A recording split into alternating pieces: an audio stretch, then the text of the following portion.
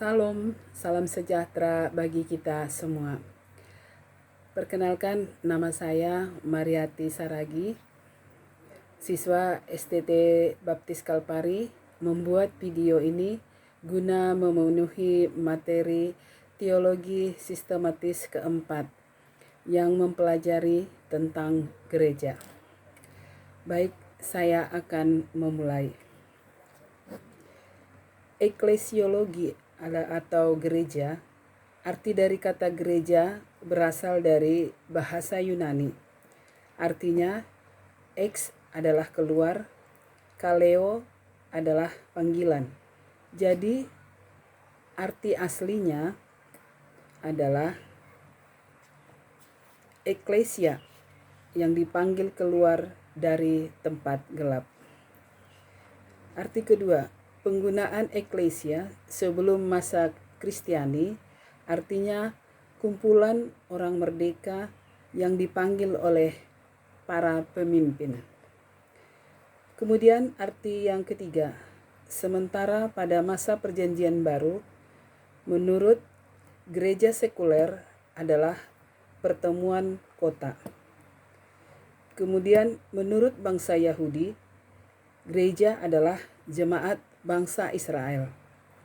Kemudian menurut Kristiani, eklesia adalah kumpulan orang-orang Kristen yang percaya kepada Yesus tanpa memandang waktu dan lokasi dan tidak berkumpul.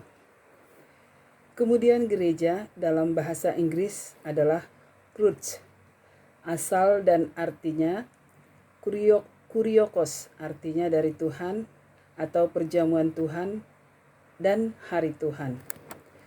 Penggunaan church adalah bangunan kegiatan keagamaan. Kemudian organisasi denominasi atau grup sekretariat. Kemudian jemaat lokal atau orang percaya. Kemudian tubuh Kristus yang universal. Posisi gereja dalam rencana Allah. Perbedaan gereja dengan bentuk ilahi lainnya adalah ada dua perbedaan. Yang pertama yaitu gereja dan Israel. Jadi gereja adalah Israel pada masa Perjanjian Baru, sementara Israel adalah gereja pada masa Perjanjian Lama. Yang kedua, gereja dan kerajaan Allah. Gereja dan kerajaan Allah dibagi menjadi 3 bagian, yaitu kerajaan Allah, yaitu bangsa Israel saja. Kemudian gereja, yaitu kerajaan Allah di bumi. Yang ketiga, gereja bertanggung jawab mendirikan kerajaan Allah di bumi. Jadi gereja adalah bagian dan rencana kerajaan Allah atau gereja dan kerajaan Allah yang tidak dapat dipisahkan. Ketiga, gereja dalam konteksnya sendiri. Sebagai suatu entitas yang dipanggil dan diutus oleh Allah dan diletakkan dalam satu posisi historis dan spiritual, gereja memiliki beberapa tanggung jawab spesifik terhadap kerajaan Allah. Yang pertama, terhadap dunia. Memberikan Injil dan mengajar. Yang kedua, dipimpin oleh Roh Kudus. Ketiga, memperhatikan orang lemah.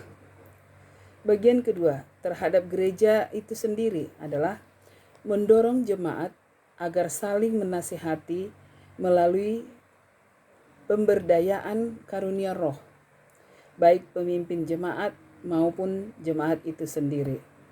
Bagian yang ketiga adalah terhadap Tuhan. Terhadap Tuhan itu memuliakan Tuhan melalui iman dan panggilannya. Demikianlah video ini saya buat dalam pertemuan pertama teologi sistem. Sampai ketemu pada periode berikutnya. Semoga periode ini boleh bermanfaat dan berguna bagi pemirsa. Sekian dan terima kasih. Tuhan memberkati kita semua.